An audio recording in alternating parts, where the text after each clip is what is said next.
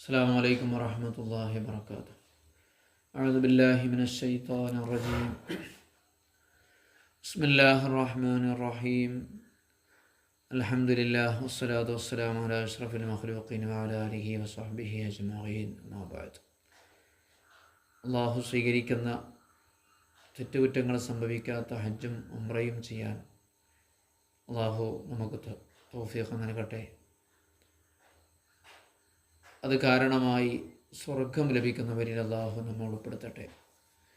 നമ്മുടെ ദുആഇന് അള്ളാഹു ഇജാബത്ത് പ്രദാനം ചെയ്യട്ടെ.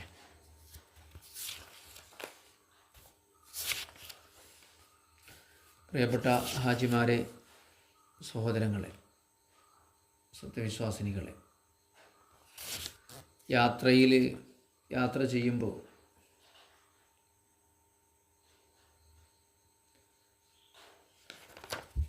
ഖിബില കിട്ടാത്തൊരു സാഹചര്യമുണ്ടാകും. നമ്മൾ പറഞ്ഞാൽ യാത്ര ചെയ്യുമ്പോൾ ഫർദ് നിസ്കാരത്തിലൊക്കെ ഖിബിലക്ക് മുന്നിട്ട് തന്നെ നിസ്കരിക്കൽ നിർബന്ധമാണ്.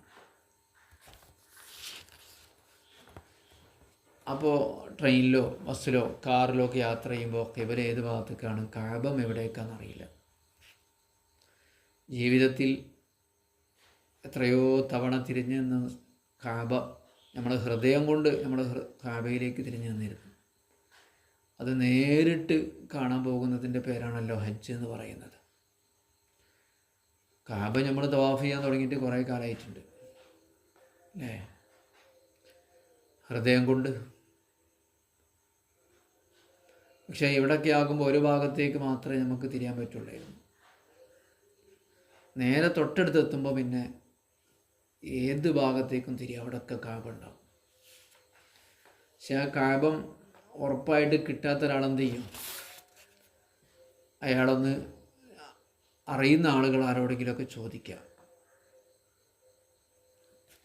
വിശ്വാസികളായ ആളുകളുണ്ടാവില്ലേ, അവരോട് ചോദിക്കുക. പിന്നെ പറയുന്നുണ്ട്, ഗവേഷണം ചെയ്യുക എങ്ങോട്ടായിരിക്കും എന്നുള്ളത്. അതിനിപ്പോൾ ഖിബില കണ്ടെത്താനിപ്പോൾ കുറേ മാർഗങ്ങളൊക്കെ ഉണ്ടല്ലോ. ഖിബില എന്ന് പറയുന്ന ആപ്പ് തന്നെ ഇഷ്ടം പോലെ ഉണ്ട്. ഗൂഗിളിൻ്റെ ഖിബില ഉണ്ട്. കഅബ എവിടെയാണെന്നുള്ളതൊക്കെ കണ്ടെത്താൻ ഇനി പ്രത്യേക ആപ്പിൻ്റെ ആവശ്യം കൂടെ ഇല്ല. ഖിബില എന്ന് അടിച്ചു കൊടുത്താൽ തന്നെ മതിയാവും. നേരെ കഅബൻ്റെ ഭാഗത്തേക്ക് ദിശ കാണിക്കും.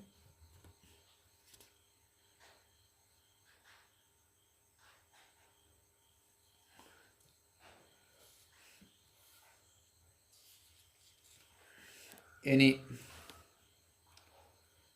അടുത്തത് പറയുന്നത് തയമ്മുമായിട്ട് ബന്ധപ്പെട്ടിട്ടാണ്. വെള്ളം കിട്ടിയിട്ടില്ലെങ്കിൽ തയമ്മും ചെയ്യാൻ. ഈ മസല നമുക്ക് കൂടുതൽ ഇക്കാലത്ത് ആവശ്യം ഉണ്ടാവില്ല. പഴയ കാലത്ത് നല്ലോണം ആവശ്യം ഉണ്ടാവും. 3 മാസം 4 മാസമൊക്കെ നീണ്ടു നിൽക്കുന്ന യാത്രയായിരിക്കുമല്ലോ പഴയ കാലത്ത്, ഒട്ടകപ്പുറത്തും അല്ലാതെയൊക്കെ. നമുക്കിപ്പോൾ തയമ്മുവിൻ്റെ ആവശ്യം വരിക അവയവങ്ങളിൽ വെള്ളം ഉപയോഗിക്കാൻ പറ്റാത്ത സാഹചര്യങ്ങൾ ഉണ്ടാകുമ്പോഴാണ്. ആ ഭാഗത്തേക്ക് ഞാൻ കൂടുതലൊന്നും പ്രവേശിക്കുന്നില്ല. പിന്നെ ഒന്നുണ്ട്, വെള്ളം കിട്ടിയിട്ടില്ലെങ്കിൽ വെള്ളം കാശ് കൊടുത്ത് വാങ്ങിയിട്ട് വുളു ഉണ്ടാക്കണം. വെള്ളം വാങ്ങാൻ കിട്ടുമല്ലോ, വെള്ളം കാശ് കൊടുത്ത് വാങ്ങിയിട്ട് വുളു എടുക്കണം. ഇനി വെള്ളമില്ല മണ്ണുമില്ലാത്തൊരു സാഹചര്യമാണെങ്കിൽ വിമാനത്തിലാണ്, അതുണ്ടാക്കാൻ മാർഗമല്ല, വുളു മുറിഞ്ഞു പോയിട്ടുണ്ട്. വുളുവോടുകൂടി കയറാണ് വേണ്ടത്. വിമാനത്തിൽ കയറുമ്പോൾ വുളുവോടുകൂടി കയറാണ് വേണ്ടത്, നിർബന്ധമാണ്. അവ രണ്ടും ഇല്ലാത്ത സാഹചര്യമാണെങ്കിൽ അയാൾ എന്ത് ചെയ്യണം, അങ്ങനെ തന്നെ വുളു ഇല്ലാതെ നിസ്കരിക്കണം, തയമ്മും ചെയ്യാതെ നിസ്കരിക്കണം. അതിന് ഫാഖിദു തുഹൂറൈൻ എന്നാണ് പറയാം. 2 ശുദ്ധിക്കും മാർഗമില്ലാത്ത ആൾ. തയമ്മും എന്ന് പറഞ്ഞാൽ വലിയ പ്രയാസമുള്ള കാര്യമൊന്നുമല്ല, വളരെ എളുപ്പമുള്ള കാര്യമാണ്. മണ്ണ് വേണം, അല്ലെങ്കിൽ മണ്ണ് ശേഖരിച്ച് പോകണം. പോകുന്ന വഴിയിൽ മണ്ണ് കിട്ടില്ല എന്നാണെങ്കിൽ ഒരു കടലാസിലോ മറ്റോ മണ്ണ് ശേഖരിച്ചിട്ട് പോകാം. ആ മണ്ണ് മതിയാകും. 1 2 മാസമൊക്കെ തയമ്മും ചെയ്യാൻ ആ മണ്ണ് തന്നെ മതിയാകും. ആ മണ്ണിൽ അടിച്ചെടുക്കുക, എന്നിട്ട് പുറത്തുനിന്ന് തടവുക. അത്ര പണിയല്ലേ ഉള്ളൂ. അപ്പോൾ അതിൽ മണ്ണുണ്ടാവില്ലേ, ബാക്കി ഇഷ്ടംപോലെ ഉണ്ടാവും, പ്രയാസമൊന്നും ഉണ്ടാവില്ല.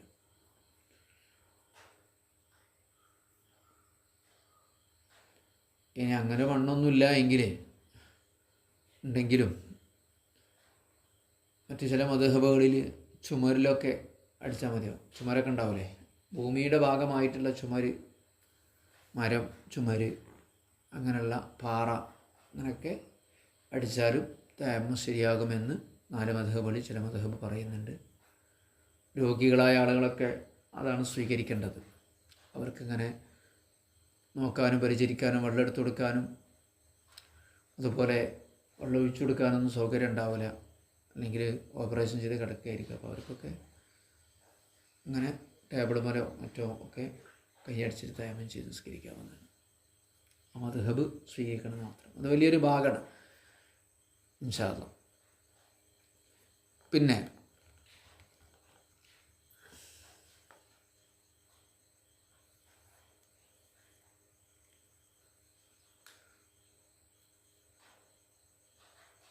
തയമ്മം ചെയ്യുമ്പോൾ ശ്രദ്ധിക്കേണ്ട കാര്യം, സമയമായതിനു ശേഷം എന്ത് ചെയ്യാൻ പറ്റുള്ളൂ, തയമ്മം ചെയ്യാൻ പറ്റുള്ളൂ എന്നുള്ളതാണ്.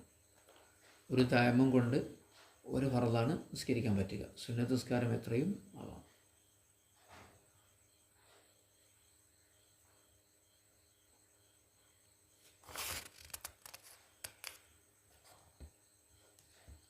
അപ്പോൾ വിമാനത്തിലോ മറ്റോ ഒക്കെ ആകുമ്പോൾ ഒരു സാഹചര്യമാണ് ഇപ്പോൾ ഉണ്ടാകുക. വെള്ളമില്ല മണ്ണുമില്ല എന്നൊരു സാഹചര്യം വരുമ്പോൾ, വെള്ളമില്ല മണ്ണുമില്ല എന്നൊരു സാഹചര്യം വരുമ്പോൾ എന്ത് ചെയ്യണം, നിസ്കരിക്കാതിരിക്കരുത്. അവനെന്ത് ചെയ്യണം, നിസ്കരിക്കണം. ഓക്കെ.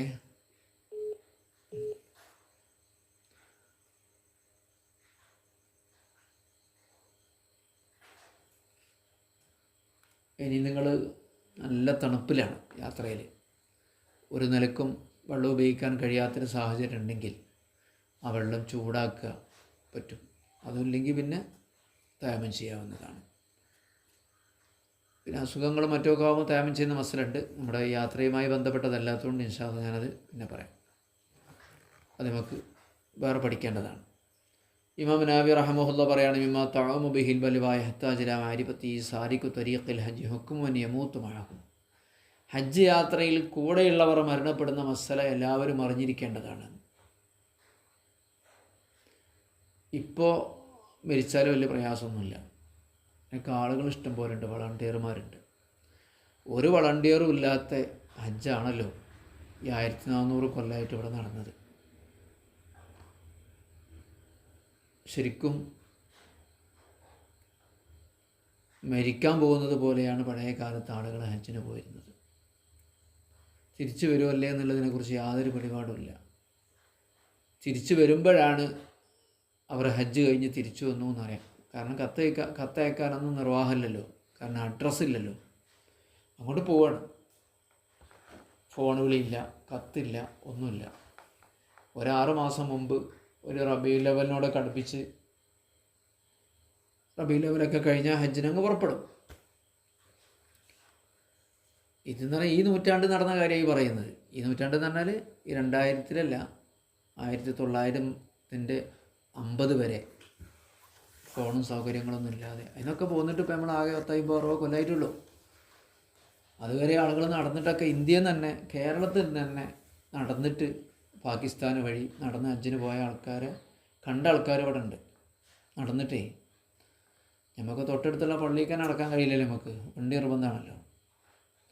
ഹജ്ജ് എന്ന് പറഞ്ഞാൽ അതൊക്കെയാണ്. മിൻകുല്ലി ഫജ്ജിൻ അമീഖ്, ഒരുപാട് ദൂരെയുള്ള വഴിയിൽ നിന്ന് അവർ വരും. ഇബ്രാഹിം നിങ്ങൾ വിളിച്ചോളൂ എന്ന് പരിശുദ്ധ ഖുർആൻ പറയുന്നുണ്ടല്ലോ. അപ്പോൾ എല്ലാ ഭൂഖണ്ഡങ്ങളും കടന്ന്, എല്ലാ ഉൾക്കടലുകളും കടന്ന്, അറബിക്കടലും ആഫ്രിക്കൻ കടലും എല്ലാ കടലും കടന്നിട്ട് ഈ മക്ക എന്ന ഭൂമിയെ ലക്ഷ്യം വെച്ച് പോകുന്ന ആളുകളായിരുന്നു. അപ്പോൾ ഒരു കപ്പലിലൊക്കെ ആളുകൾ പറയുന്നതാണ്, ചരിത്രത്തിലുള്ളതാണ്. ഇപ്പം നാളെ പത്രത്തിൽ ഇൻ്റർവ്യൂ കണ്ടിരുന്നു. കപ്പലിൽ പോയ ഒരു 10 ആൾക്കാരോ 15 ആൾക്കാർ 20 ആൾക്കാരൊക്കെ മരിക്കും. ദീർഘമായ യാത്രയല്ലേ കപ്പലിൽ, ഛർദി വന്നിട്ടും മറ്റുമൊക്കെ മരിക്കും. അപ്പോൾ അവരെന്താ ചെയ്യാന്ന് വെച്ചാൽ കല്ല് കെട്ടിയിട്ട്, പരകമ്പൽ കടത്തിയിട്ട് കല്ല് കെട്ടിയിട്ട് കടലിലങ്ങ് താത്തുക ചെയ്യാം. വേറെ മാർഗമൊന്നുമില്ലല്ലോ. ഇനി മരുഭൂമിയിലൂടെ സഞ്ചരിക്കുമ്പോൾ ഇപ്പോൾ ജിദ്ദയിലൊക്കെ ജിദ്ദയിലാണ് കപ്പൽ ഇറങ്ങുക. പിന്നെ ഒട്ടകപ്പുറത്തും മറ്റുമൊക്കെയാണ് പിന്നെ മക്കത്തേക്ക് പോവുക ജിദ്ദയിൽ നിന്ന്. അല്ലാതെ അന്ന് വാഹനങ്ങളൊന്നും ഇല്ലല്ലോ. അല്ലാതെയും ഒരുപാട് യാത്ര ചെയ്യാനുണ്ട്. മക്കയിൽ നിന്ന് മദീനയ്ക്ക് ബദവികളുടെ ആക്രമണം ഉണ്ടാവും, വഴികൊള്ളക്കാരുടെ ആക്രമണം ഉണ്ടാവും, ഒക്കെ ഉണ്ടാവും. അപ്പോൾ അങ്ങനെ കുറേ ആൾക്കാർ കൊല്ലപ്പെടും. ഭക്ഷണവും വെള്ളവും കിട്ടാതെ പിന്നെ ഒരാൾക്ക് വല്ലാതെ അസുഖമായ എന്താ ചെയ്യുക? ബാക്കിയുള്ള യാത്രക്കാരൊക്കെ കുടുങ്ങിയില്ലേ? പിന്നെ ഒരാഴ്ച കട കാത്തുക്കും, പിന്നെ അയാൾ മരിക്കും, അവിടെ മറമാടും. അങ്ങനെയൊക്കെയായിരുന്നു. ഒരുപാട് ഹാജിമാർ, ലക്ഷക്കണക്കിന് ഹാജിമാർ മരിക്കുമായിരുന്നു.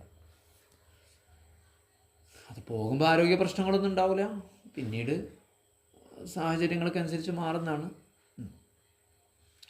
അപ്പോൾ അവിടെ മരിച്ചാൽ ഇപ്പോഴത്തെ പരിപാടിയിൽ പ്രശ്നമൊന്നുമില്ല.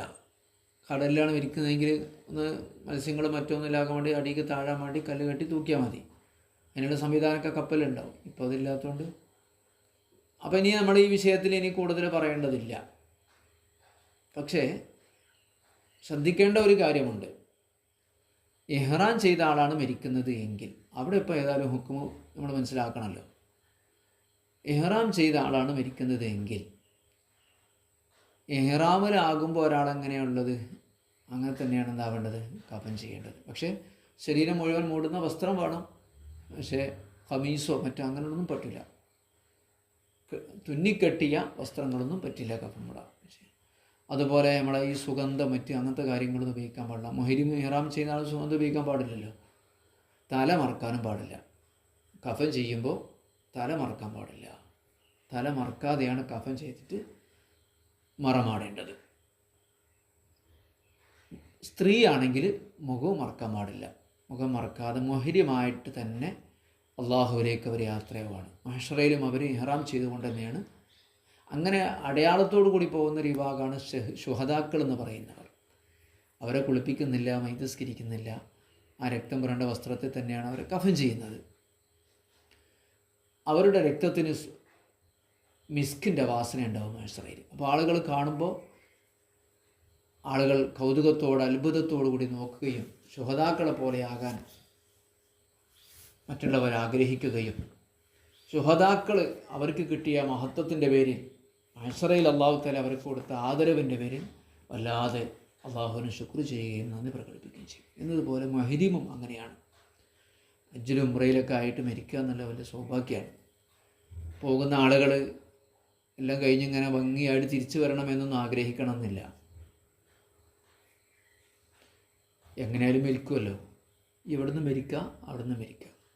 അപ്പോൾ നമ്മൾ ആഗ്രഹിക്കേണ്ട എന്താണെന്ന് വെച്ചാൽ ആ വിശുദ്ധമായ ഭൂമിയിൽ മരിക്കണം എന്ന് ആഗ്രഹിക്കുകയാണ് വേണ്ടത്. നിങ്ങളെ മനസ്സ് അതിന് എത്രത്തോളം സജ്ജാണെന്നറിയില്ല. ഇന്ന സ്വലാത്തി വനുസുക്കി വമഹ്യായ വമമാത്തി ലില്ലാഹി റബ്ബിൽ ആലമീൻ.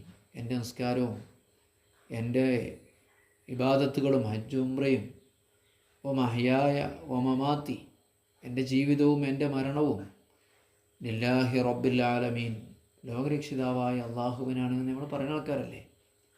നിസ്കാരത്തിന് ശേഷം നമ്മൾ പറയില്ലേ, ലാ ഇലാഹ ഇല്ലല്ലാഹു വഹ്ദഹു ലാ ശരീക ലഹ് ലഹുൽ മുൽക്ക്, അവനാണ് അധികാരം, വലഹുൽ ഹംദ്, അവനാണ് പ്രശംസ, യുഹ്യീ വയുമീത്ത്, അവൻ ജീവിപ്പിക്കും, അവൻ മരിപ്പിക്കും, ജീവിപ്പിച്ചുകൊണ്ടേയിരിക്കും, മരിപ്പിച്ചുകൊണ്ടേയിരിക്കും, വഹുവ അലാ കുല്ലി ഷൈഇൻ ഖദീർ, അവൻ എല്ലാത്തിനും കഴിവുള്ളവനാണ്. ആരെങ്കിലും മരിച്ചു കേട്ടാൽ നമ്മളെന്താ പറയല്? ഇന്നാ ലില്ലാഹി വ ഇന്നാ ഇലൈഹി റാജിഊൻ. നമ്മൾ പടച്ചവൻ്റെതാണ്, നമ്മളൊക്കെ പടച്ചവനുള്ളതാണ്, നമ്മൾ അവനിലേക്ക് മടങ്ങി പോകേണ്ടവരാണ്. മരിച്ച ആൾക്കാരോട് സലാം പറയുമ്പോൾ എന്താ പറയല്? അസ്സലാമു അലൈക്കും ദാറ ഖൗമി മുഅ്മിനീൻ. മുഅ്മിനീങ്ങളുടെ വീട്ടിൽ താമസക്കാരായ ആളുകളെ, മുഅ്മിനീങ്ങളുടെ വീട് അവിടെയാണ്, നിങ്ങൾക്ക് അള്ളാഹുവിൻ്റെ രക്ഷയുണ്ടാവട്ടെ. അസ്സലാമു അലൈക്കും ദാറ ഖൗമി ഇന്നാ ഇൻഷാ അല്ലാഹു ബിക്കും ലാഹിഖുൻ. ഇൻഷാ അല്ലാഹ് നമ്മളും വരുന്നുണ്ട്. ഏത് ആളും മരിച്ചവർക്ക് സലാം പറയുമ്പോൾ പറയുന്നതാണ്, മുഅ്മിനീങ്ങളെ നിങ്ങൾക്കൊക്കെ അള്ളാഹുവിൻ്റെ രക്ഷ ഉണ്ടാവട്ടെ, നമ്മളും വരുന്നുണ്ട്. വൈന്നാ ഇൻഷാ അല്ലാഹു ബിക്കും ലാഹിഖൂൻ, നമ്മളും നിങ്ങളുടെ അടുത്തേക്ക് വരുന്നുണ്ട് എന്നാണ് പറയാം. എല്ലാവരും പറയുന്നതാണ് നമ്മളൊക്കെ. അപ്പോൾ നമ്മളെപ്പോഴും പോകാം, എപ്പോഴും മരിക്കാം. അതിപ്പോൾ നാട്ടിലായാലും ഇപ്പോൾ എത്ര ദിവസം നമ്മളുണ്ടാവും നമുക്ക് ഉറപ്പുണ്ടാവും? നാളെ നമ്മളുണ്ടാവും നമുക്ക് ഉറപ്പുണ്ടാവും? ഇല്ലല്ലോ. അപ്പോൾ ലക്ഷക്കണക്കിന് സഹാബ 10,000-ലധികം സഹാബികൾ മറപ്പെട്ട് കിടക്കുന്ന ഭൂമിയാണ് മക്കത്തെയും മദീനത്തെയും ഒക്കെ ഭൂമി. 10,000 അമ്പിയാക്കളുടേത് കണക്കില്ല, സ്വാലിഹീങ്ങളുടേത് കണക്കില്ല. അപ്പോൾ അവിടെയൊക്കെ മരിച്ചാൽ അൽഹംദുലില്ലാ, മുഹരിമായിട്ട് മരിച്ചാൽ അൽഹംദുലില്ലാ, തൗഫീഖാണ്. അള്ളാഹുവിൻ്റെ റസൂൽ സല്ലല്ലാഹു അലൈഹി വസല്ലമ തങ്ങളെ മറമാടാൻ തിരഞ്ഞെടുത്ത ഭൂമിയാണ് മദീന. അവിടെ ഖുലഫാഉർ റാഷിദുകളുണ്ട്, സ്വർഗം കൊണ്ട് സന്തോഷ വാർത്ത അറിയിക്കപ്പെട്ട സ്വഹാബികളുണ്ട്, ബദരീങ്ങൾ, ഉഹുദീങ്ങളുണ്ട്. അപ്പോൾ ആ ഭൂമി തന്നെയാണ് നല്ല ഭൂമി. അതിനേക്കാൾ കിടക്കാൻ പറ്റിയ ഭൂമിയില്ല. ഇവിടെ ഇപ്പോൾ കിടന്നാൽ നമ്മളെ വീടല്ലേ ഉള്ളത്, ഇപ്പോൾ എത്ര ദിവസം കിടക്കും? മുഅ്മിനീങ്ങളെ വീട് എന്ന് പറയുന്ന അവിടെ ഒരുപാട് സുഹൃതങ്ങൾ ചെയ്ത ആൾക്കാരുള്ള ഭൂമിയാണ്, മുഅ്മിനീങ്ങളെ വീടാണ്. അവിടെ കിടക്കാൻ പ്രത്യേക സുഖം ഉണ്ടാവില്ലേ, അതിൻ്റെ ഒരു ബർക്കത്ത് ഉണ്ടാവില്ലേ, അതിൻ്റെ ഒരു സൗരഭ്യം ഉണ്ടാവില്ലേ. പിന്നെ ഹജ്ജ് ഉംറയൊക്കെ കഴിഞ്ഞിട്ടുള്ള ഉടനുള്ള മരണം ഒരു നല്ല സ്വാലിഹായ ആൾക്കാരെ മരണമാണെന്ന് പണ്ഡിതന്മാർ പറയുന്നുണ്ട്. കാരണം പാപങ്ങളും ദോഷങ്ങളൊന്നും ചെയ്യാൻ അവസരമില്ലാതെ അയാൾ മരിക്കുകയാണല്ലോ. നമ്മൾ ഹജ്ജ് ഉംറയൊക്കെ കഴിഞ്ഞ് വന്ന് പിന്നത്തെ നാളത്തെയും മറ്റന്നാളത്തെയും അടുത്ത ആഴ്ചത്തെയും അടുത്ത വർഷത്തെയൊക്കെ അവസ്ഥ എന്താണെന്ന് ആർക്കറിയാം? അപ്പോൾ അതിനു മുമ്പേ എല്ലാ പാപങ്ങളും ശുദ്ധനായ ഉമ്മ പ്രസവിച്ച ദിവസം പോലെ അങ്ങോട്ട് മരിച്ചു പോകാൻ പറ്റുക എന്ന് പറഞ്ഞാൽ വലിയ സൗഭാഗ്യം തന്നെയാണ്. അപ്പോൾ അല്ലാഹു സുബ്ഹാനഹു വ തആല ആ വിശുദ്ധ ഭൂമിയിൽ മരണപ്പെടാൻ അള്ളാഹു നമുക്ക് തൗഫീഖ് നൽകട്ടെ. അപ്പോൾ പിന്നെ ദുനിയാവിലെ കാര്യമല്ലേ, മക്കളെ കാര്യം, പേരക്കുട്ടികളെ കാര്യം, കൃഷിഭൂമിൻ്റെ കാര്യം. ഇന്നൽ അർള യുരിസുഹാ മൻ യശാഉ മിൻ ഇബാദി. ഭൂമി പടച്ചോൻ്റെതാണ്, ഭൂമി പടച്ചോൻ്റെതാണ്. യുരിസുഹാ മൻ യശാഉ മിൻ ഇബാദി. അത് അല്ലാഹു സുബ്ഹാനഹു വ തആല ഉദ്ദേശിച്ച ആൾക്കാർക്ക് ഇങ്ങനെ അതിങ്ങനെ ഓരിച്ചു കൊടുക്കുക ചെയ്യുക, അനന്തരം എടുപ്പിക്കുകയാണ് എന്നാണ് പറഞ്ഞത്. അപ്പോൾ നമ്മളെന്ത് ചെയ്യൂല, ഒരിക്കലും എല്ലാ കാലത്തും അനുഭവിക്കുന്ന നമുക്കൊരു പിടുത്തമില്ല. അപ്പോൾ ആ ഈമാനോടുകൂടെ തന്നെയാണ് നമ്മൾ പോകേണ്ടത് എന്നർത്ഥം. ഖിയാമത്ത് എന്ന് പറഞ്ഞതേ അല്ല, ഹജ്ജ് എന്ന് പറയുന്നത് ഒരു ഞങ്ങൾ പറഞ്ഞില്ലേ, അതൊരു മഹ്ശറേക്കുള്ള പോക്കാണ്. അറഫ എന്ന് പറഞ്ഞാൽ അതൊരു മഹ്ശറയാണ്. ആ മഹ്ശറയെ ഓർമ്മിപ്പിച്ചുകൊണ്ട് ആഖിറം വിചാരിച്ചുകൊണ്ടാണ് നമ്മുടെ യാത്ര. ഇവിടെ നിന്ന് തൗബ ചെയ്ത് എല്ലാവരോടും യാത്ര പറഞ്ഞ് നമ്മൾ പോകുന്നത്. അപ്പോൾ അങ്ങനെ മുഖം മറക്കൂല, പുരുഷന്മാരാകുമ്പോൾ തല മറക്കൂല, രണ്ടു കൂട്ടർക്കും സുഗന്ധം ഉപയോഗിക്കാൻ പാടില്ല. അങ്ങനെയുള്ള നിയമങ്ങളൊക്കെ ഉണ്ട്. അത് ഹാജിമാരുടെ ഒരു മഹത്വമാണ്. ഒറ്റയ്ക്ക് നിസ്കരിക്കാം, കൂട്ടമായിട്ട് നിസ്കരിക്കാം, ഒക്കെ ചെയ്യാം. ഇനി ഫസ്ലുൻ മറ്റൊരു കാര്യം കൂടെ പറയാണ്. വമിമ്മാ യതഅക്കദുൽ വസിയ്യതു ബിഹി അന്നഹു യൻബഗി യഹ്രിസ അലാ ഫിഇലിൽ മഅറൂഫി ഫീ തരീഖിഹി. ഹജ്ജ് യാത്രയിലും ഉംറ യാത്രയിലും നിങ്ങളോട് വളരെ ശക്തമായിട്ട് എനിക്ക് വസിയ്യത്ത് ചെയ്യാനുള്ളത് എന്ന് പറഞ്ഞിട്ട് പറയാണ്. ഇമാം നവവി തങ്ങൾ പറയാണ്, യാത്രയ്ക്ക് പോകുന്ന ആളുകളോടുള്ളൊരു വസിയ്യത്ത്, മറ്റുള്ളവർ പറയേണ്ടതും നമ്മൾ ശ്രദ്ധിക്കേണ്ടതുമായ കാര്യം, വഴിയിലുടനീളം മറ്റുള്ളവർക്ക് മഅറൂഫ് പുണ്യങ്ങൾ ചെയ്യാൻ വേണ്ടി അയാൾ അങ്ങേയറ്റത്തെ പരിശ്രമം കാണിക്കണമെന്നാണ്. ഫീസ്ഖിൽ മാ ഇൻദൽ ഹാജത്തി ഇലൈഹി അംകനഹു. അപ്പം വെള്ളം ആവശ്യമുള്ള ആൾക്കാർക്ക് വെള്ളം കൊടുക്കുക. ഹജ്ജ് യാത്രൻ്റെ ഒരു ഭാഗമാണ് ഖിദ്മത്ത് എന്നർത്ഥം. എൻ്റെ നിസ്കാരവും എൻ്റെ നോമ്പും ദിക്റും സ്വലാത്തും അങ്ങനെ മാത്രം കരുതിയാൽ പോരാ. ഖിദ്മത്ത് വയഹ്മിലുൽ മുൻഖത്തി ഇദാ തയസ്സറ ലഹു. അങ്ങനെ യാത്രക്കുള്ള വഴികളൊന്നും ഇല്ലാത്ത ഒരാളുണ്ടെങ്കിൽ അയാൾക്ക് എന്ത് ചെയ്യണം? സഹായിക്കണം. ലിഅന്നഹു അഫ്ദലു സദഖ. കാരണം അത് ഏറ്റവും വലിയ സദഖയാണ്. പാസ്പോർട്ട് റെഡിയാക്കാൻ, അവരുടെ രേഖകൾ റെഡിയാക്കി കൊടുക്കാൻ ചില ആൾക്കാർക്ക് സ്വന്തമായിട്ട് കഴിയില്ല. അപ്പോൾ അവർക്ക് നിർദ്ദേശങ്ങൾ കൊടുക്കാൻ, അവർക്ക് വേണ്ട അവിടെ പോയാൽ മതി, ഇവിടെ പോയാൽ മതി, ആ രേഖകൾ അവിടെ കൊണ്ടുപോയി കൊടുക്കാൻ. ഇങ്ങനെ യാത്രയിൽ എന്ത് ചെയ്യണം? ഹെൽപ്പ് ചെയ്യണം. ഹാജിമാർക്ക് ഹെൽപ്പ് ചെയ്യാൻ ആര് തയ്യാറാകണം? യാത്രക്കാരൻ തയ്യാറാകണം. നമ്മളൊക്കെ ഇപ്പോൾ എല്ലാം വേറെ ആൾക്കാർ ചെയ്ത് ശീലിച്ചു. ഒരുപാട് വളണ്ടിയർമാരുണ്ടാവും, ഹജ്ജ് വളണ്ടിയർമാർ. എന്താണോ ഹാജിക്ക് വേണ്ടത് അതൊക്കെ അങ്ങോട്ട് മുന്നിലേക്ക് കിടത്തും, നമ്മൾ തന്നെ അങ്ങോട്ട് സ്വീകരിക്കും. അങ്ങനെ തന്നെ ആവണ്ട. അത് നമുക്കും കൂടിയുള്ള അവസരമാണ്. അതിനെക്കുറിച്ച് പറയുന്നത് എന്താണ്? യന്നഹു അഫ്ദലു സ്വദഖ. അത് ഏറ്റവും ശ്രേഷ്ഠമായ സ്വദഖ. നമ്മളവിടെ പൈസ കൊടുക്കുന്നൊന്നുമില്ല, ഹെൽപ്പാണ് കൊടുക്കുന്നത്, സഹായം. അത് യാത്രക്കാരൻ ശ്രദ്ധിക്കേണ്ടതാണ്. അപ്പോൾ ഓരോരുത്തരും എന്ത് ചെയ്യുക, തന്നാൽ കഴിയുന്ന സഹായങ്ങൾ എന്തോ അതൊക്കെ തൻ്റെ സഹയാത്രികരായ ആളുകൾക്ക് ചെയ്തു കൊടുക്കാൻ വേണ്ടി കാര്യമായിട്ട് പരിശ്രമിക്കണം. മാ വാഫഖ ദറൂറത്തൻ ഔ ഹാജത്തൻ, ഇതാണ് ഏറ്റവും ശ്രേഷ്ഠമായ സ്വതക്ക എന്ന് പറയുന്നത്. ഒരത്യാവശ്യമോ ആവശ്യമോ വരുമ്പോൾ അതിനോട് അനുയോജ്യമായി ചെയ്തു കൊടുക്കുന്ന സഹായമാണ്. യത്രജ്ജഹു ഫീലു സദഖത്തി വൽ മഅറൂഫ് തരീഖ ബിഅർബഅതി നഹാജത ഇലൈഹി അംസു. അപ്പോൾ എന്താണ് ഈ ഹജ്ജിൻ്റെ വിഷയത്തിൽ ഇത് വലിയ സ്വതക്കയായി മാറാനുള്ള കാരണം എന്താണ്? മക്കയിലേക്കുള്ള വഴിയിൽ ഈ സ്വതക്ക ചെയ്യലും നന്മ ചെയ്യലും അതുപോലെ പൈസ കൊടുക്കുക, അതൊക്കെ ഇതിൽ പെട്ടതാണ്. അത് ഏറ്റവും വലിയ സദക്കയാണ് പൈസ കൊടുക്കൽ. അതാണ് അവിടെ പറയുന്നത്. യാത്രക്കാരന് ആവശ്യമായിട്ടുള്ള സഹയാത്രികരായ ആളുകൾക്ക് ആവശ്യമായിട്ടുള്ള പൈസ കൊടുത്ത് സഹായിക്കുക എന്നുള്ളതാണ് ചെയ്യുന്ന സദക്കകളിൽ ഏറ്റവും ശ്രേഷ്ഠമായ സദക്ക. അതിൻ്റെ കാരണം ഒന്ന് ആവശ്യം വരും, മറ്റൊന്ന് അത്തരം സാഹചര്യങ്ങളാണല്ലോ വേറെ ആൾക്കാരോട് ചോദിക്കാൻ അയാൾക്കൊരു സാഹചര്യം ഉണ്ടാവില്ല, അയാൾ ഒറ്റക്കല്ലേ യാത്രയിൽ. മറ്റൊന്ന് ശ്രദ്ധിക്കുക, മുജാഹദത്തുൻ നഫ്സി ലിശുഹിഹാ ബിശൈഇ മഖാഫത്തൽ ഹാജത്തി. യാത്രയിലാണ് എനിക്ക് പൈസ ആവശ്യമുണ്ടാവുമോ എന്ന് കരുതിയിട്ട് പിശുക്ക് കാണിക്കുന്നൊരു സ്വഭാവം മനുഷ്യ മനസ്സിലുണ്ടാകും. അതിനെതിരെയുള്ള ജിഹാദ് ഇത് നമ്മൾ ശ്രദ്ധിക്കാത്തൊരു കാര്യമാണ്. എനിക്ക് ആവശ്യമുണ്ടാവില്ലേ, പൈസ എനിക്ക് ആവശ്യമുണ്ടാവില്ലേ എന്ന് കരുതിയിട്ട് എന്ത് ചെയ്യും, അയാൾ പിശുക്ക് കാണിക്കും.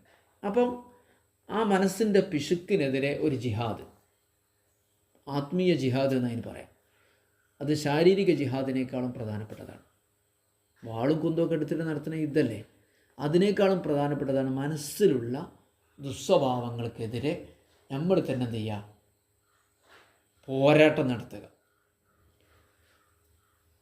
അപ്പോൾ അത് പിന്നെ നമ്മൾ അത്യാവശ്യം പിന്നെ എന്തൊക്കെയോ ആവശ്യം ഉണ്ടാവും, കുറേ സാധനം വാങ്ങേണ്ടതുണ്ടാവും വീട്ടിലേക്ക് വരുമ്പോൾ.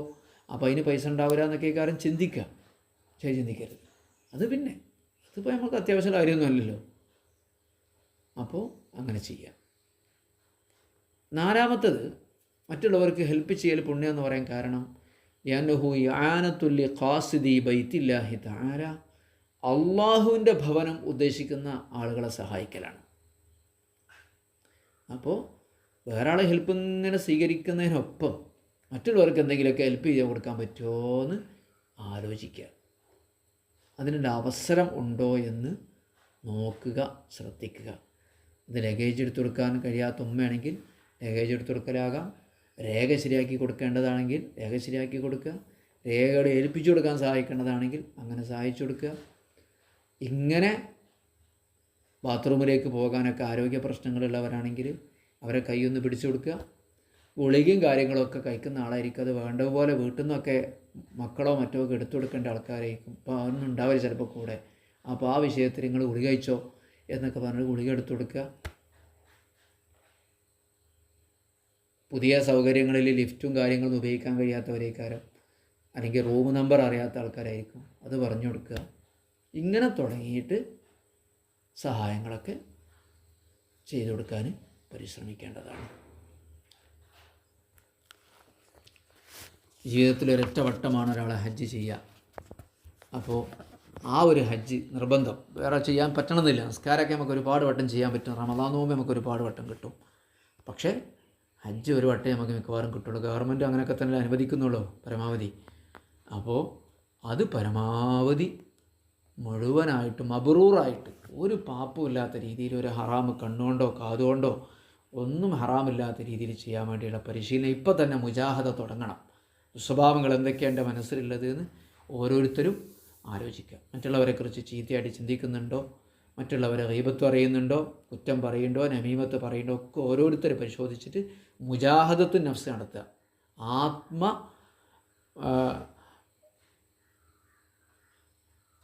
ജിഹാദ്, ആത്മീയ ജിഹാദ് എന്ന് പറയും. അങ്ങനെ തയ്യാറാവുക. വതസവ്വദു ഫഇന്ന ഖൈറ സാദി തഖ്വ, യാത്രയ്ക്ക് വേണ്ടിയുള്ള വിഭവങ്ങൾ ഒരുക്കുക. ഫഇന്ന ഖൈറ സാദി തഖ്വ, ഏറ്റവും നല്ല വിഭവം തഖ്വയാണ് എന്ന് പരിശുദ്ധ ഖുർആൻ. അള്ളാഹു അങ്ങനെ സാദുമായി പോകുന്നവരിൽ നമ്മൾ ഉൾപ്പെടുത്തി തരട്ടെ. സല്ലല്ലാഹു വസല്ലം അലാ സയ്യിദിനാ മുഹമ്മദിൻ വഅലാ ആലിഹി വസഹ്ബിഹി അജ്മഈൻ. അൽഹംദുലില്ലാഹ് അൽഹംദുലില്ലാഹ് അൽഹംദുലില്ലാഹി റബ്ബിൽ ആലമീൻ. അല്ലാഹുമ്മ സ്വല്ലി അലാ സയ്യിദിനാ മുഹമ്മദിൻ വഅലാ ആലി സയ്യിദിനാ മുഹമ്മദ്. അള്ളാഹുവേ, ആകാശഭൂമികളെ സൃഷ്ടിച്ച അള്ളാഹുവേ, ഞങ്ങൾക്ക് മഖ്ബൂലും മബ്റൂറുമായ ഹജ്ജ് ചെയ്യാൻ തൗഫീഖ് നൽകണം തമ്പുരാനെ. സിയാറയും ഉംറയും നിർവഹിക്കാൻ തൗഫീഖ് നൽകണം റഹ്മാനെ. ശാരീരികവും മാനസികവുമായ എല്ലാവിധ പ്രയാസങ്ങളും നീ അകറ്റി നൽകണേ റഹ്മാനെ. എല്ലാം നീ ശിഫയാക്കണേ റഹ്മാനെ. ആരോഗ്യ പ്രയാസങ്ങളൊക്കെ ഞങ്ങൾക്ക് നീ തീർത്ത് നൽകണേ റഹ്മാനെ. ആഫിയത്തും ആരോഗ്യവും നൽകണേ റഹ്മാനെ. മതിയായ ഫലപ്രദമായ ചികിത്സ ഞങ്ങൾക്ക് നീ നൽകണേ റഹ്മാനെ. മരിക്കുന്ന സമയത്ത് ലാ ഇലാഹ ഇല്ലല്ലാഹ് എന്ന് ചൊല്ലി മരിക്കാനുള്ള തൗഫീഖ് ഞങ്ങൾക്ക് നൽകണേ റഹ്മാനെ. ഞങ്ങളെ മാതാപിതാക്കൾ, ഉസ്താദുമാർ, മക്കൾ, കുടുംബങ്ങൾ അവരോടൊപ്പം നിൻ്റെ സ്വർഗ്ഗലോകത്ത് ഞങ്ങളെ നീ ഒരുമിച്ച് കൊടുക്കണേ റഹ്മാനെ. അല്ലാഹുമ്മ റബ്ബനാ ആതിനാ ഫിദ്ദുനിയാ ഹസന വഫിൽ ആഖിറതി ഹസനതൻ വഖിനാ അദാബന്നാർ. റബ്ബനാ തഖബ്ബൽ മിന്നാ ഇന്നക അൻതസ് സമീഉൽ അലീം തുബ് അലൈനാ ഇന്നക അൻതത് തവ്വാബുർ റഹീം. ആമീൻ ആമീൻ ആമീൻ ബിറഹ്മതിക യാ അർഹമർ റഹീമീൻ. സല്ലല്ലാഹു അലാ മുഹമ്മദ് സല്ലല്ലാഹു അലൈഹി വസല്ലം. സല്ലല്ലാഹു അലാ മുഹമ്മദ് സല്ലല്ലാഹു അലൈഹി വസല്ലം. അല്ലാഹുമ്മ സ്വല്ലി അലാ മുഹമ്മദ് യാ റബ്ബി സ്വല്ലി.